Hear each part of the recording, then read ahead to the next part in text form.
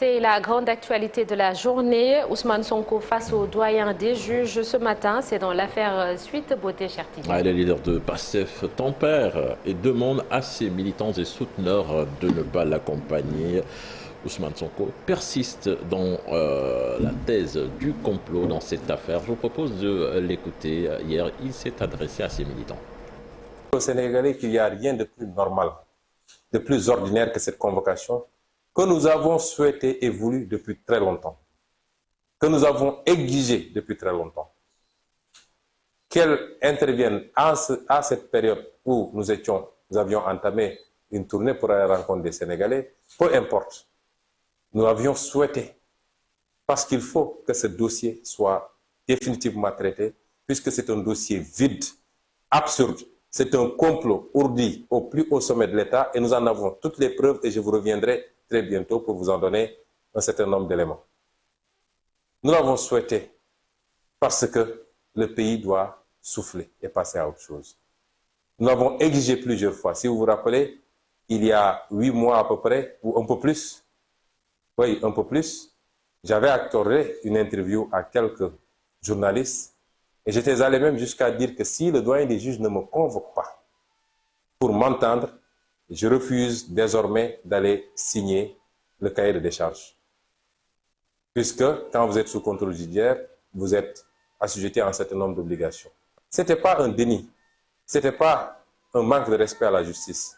Mais vous ne pouvez pas avoir un dossier, c'est une première dans l'histoire judiciaire du Sénégal, que 18 mois plus tard, on n'appelle pas un inculpé pour l'entendre au fond. Puis l'audition, dans le fond, c'est juste pour avoir la version d'Ousmane Sonko, car ce dernier n'a pas été entendu ni par la gendarmerie, encore moins par le juge. C'est du moins l'avis du chroniqueur judiciaire Daoud Mine qui indique par ailleurs qu'il ne peut y avoir de mandat de dépôt sur Nanata. Alors, de son côté, la coalition au pouvoir, Benno Bokk Yakaar, soutient que l'État n'acceptera pas un remake des événements de mars 2021. Pour Abdoulaye Sow, nul ne peut être au-dessus de la justice et force restera à la loi. Je vous propose de l'écouter des propos recueillis par Ibrahim Khan. C'est une question judiciaire qu'ils veulent transformer en question politique. Et ça, c'est de bonne guerre, ils sont sur le terrain politique. Mais l'essentiel, c'est qu'il faut rappeler, c'est que nul n'est au-dessus de la loi. Chaque jour, des milliers et des milliers de Sénégalais sont convoqués au tribunal et personne n'a invoqué ni complot familial ni complot politique. Ousmane Sonko est un Sénégalais. Il y a une jeune Sénégalaise qui a porté plainte. Il répond devant la justice. S'il a raison, mais la justice lui donne la raison. S'il a tort, il en subira les conséquences. C'est ça un pays de droit. Maintenant, l'État restera debout. Il ne faut pas ce qui s'est passé en mois de mars, en surprenant les Sénégalais, en mettant le désordre partout. Cela ne se passera pas. Non seulement l'État prendra ses dispositions, mais le parti, la coalition dans laquelle nous sommes, prendra aussi ses responsabilités. Je constate sur le plan du langage qu'il y a une évolution. C'est une bonne chose. Mais nous attendons sur les actes. Nous sommes un État et nous sommes une coalition au pouvoir. Nous devons prendre nos dispositions pour que tous les Sénégalais qui veulent vaquer à leurs occupations puissent le faire en toute liberté. Et puis retour sur cette affaire qui tient en haleine l'opinion publique depuis plus d'1 an et demi. La plainte d'Adji Sarr pour viol a entraîné une suite d'événements qui ont occasionné entre autres 14 morts avec le leader de PASTEF sous contrôle judiciaire depuis ce jour. Rappel des faits avec Marcel Marot. L'information barre la une du quotidien Les Échos le 7 février 2021. Le leader de PASTEF est accusé de viol répétitif par une jeune demoiselle de 20 ans suivie de menaces de mort. Le journal nous apprend que la dénommée Adji Sarr a porté plainte contre Ousmane Sonko à la section de recherche de la gendarmerie de Colobane. La masseuse soutient que l'homme politique sorti 3e lors de la dernière présidentielle tenait pour les séances de massage et exigeait des faveurs sexuelles. Une accusation que le leader de PASTEF a démenti. L'homme politique reconnaît certes avoir mis les pieds au salon Sweet Beauty, mais pour des soins thérapeutiques. Il affirme souffrir des maux de dos depuis son enfance. Ce feuilleton politico-judiciaire tient en haleine l'opinion publique. L'Assemblée nationale saisie lève l'immunité parlementaire d'Ousmane Sonko de façon illégale selon ses conseils et souteneurs. Le leader de PASTEF évoque la théorie du complot contre sa personne pour lui faire subir le même sort que Khalifa Sall et Karim Wade. Sonko appelle à la résistance et le mortal combat le jour de son audition du 3 mars 2021. La capitale est à feu et à sang. 14 personnes perdront la vie dans ces manifestations sanglantes. Depuis lors, le leader de PASTEF est sous contrôle judiciaire.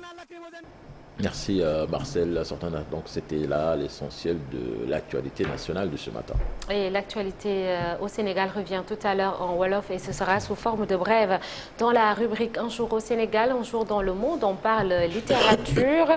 Ce jeudi, et oui, ce 3 novembre, cela fait un an que Mohamed Mbougar Sarr a reçu le prix Goncourt pour son roman La plus secrète mémoire des hommes. On en parle tout à l'heure donc.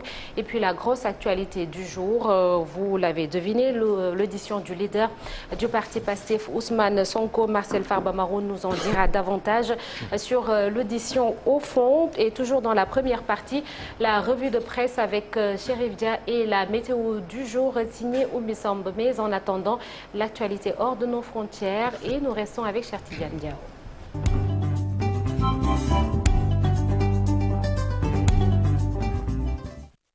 Le chef rebelle libérien Kunti Kamara, condamné à la réclusion à perpétuité. Jugé à Paris pour les exactions commises durant la guerre civile au Libéria.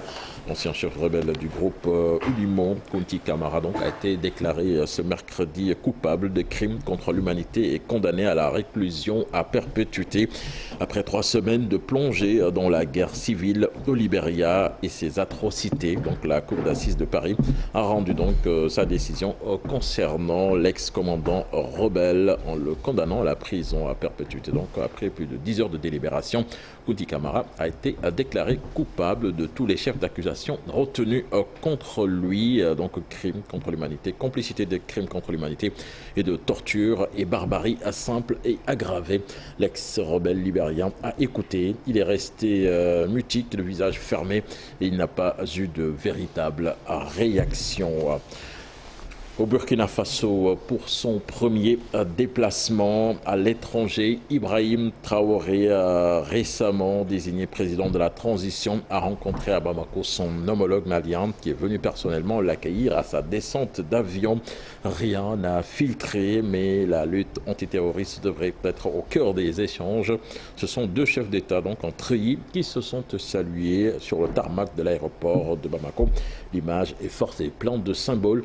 Le colonel Assimi Goïta, coiffé d'un béret vert, le capitaine Ibrahim Traoré dans béret rouge, se sont ensuite dirigés vers le palais de Kouboula. Une visite d'amitié et de travail selon le ministère malien des Affaires étrangères consacrée aux questions sécuritaires de la présidence burkinabé. Et puis pour finir, Nata au Brésil. Le président Jair Bolsonaro donc, a demandé à ses partisans de débloquer les routes tout en soutenant les manifestations légitimes qui se sont multipliées après sa défaite au second tour de la présidentielle ce dimanche face à Lula. Donc je vous lance un appel, dit-il, débloquer les routes. Cela ne me paraît pas faire partie des manifestations légitimes, a dit le dirigeant d'extrême droite aux manifestants donc, qui ont décidé donc de mettre le pays, de paralyser donc le pays après la défaite face à Lula lors de cette présidentielle. Il pense que l'élection a été truquée sur le Nata. Merci cher Tidiane Diao. À tout à l'heure pour la version Wolof de la page internationale. Et puis dans la seconde partie de l'émission, comme tous les jeudis, Charles Faye sera là pour la chronique du jour. Alors le sujet, la démocratie sénégalaise est-elle en danger? Charles va essayer d'y répondre tout à l'heure. Et puis nous recevrons aux alentours de 8h50 Lansana Gagnisaro, membre du comité chargé de la coordination et du suivi des programmes politiques présidentiels, législatifs et locaux et du suivi des travaux des commissariats scientifiques de PASTEF. Il va nous expliquer tout cela. Lansana Gagnisaro qui a quitté la coalition au pouvoir il y a quelques mois pour rejoindre l'opposition. Ce sera tout à l'heure. Alors là, tout de suite, la revue des 1 des journaux et c'est avec Chérif Dia.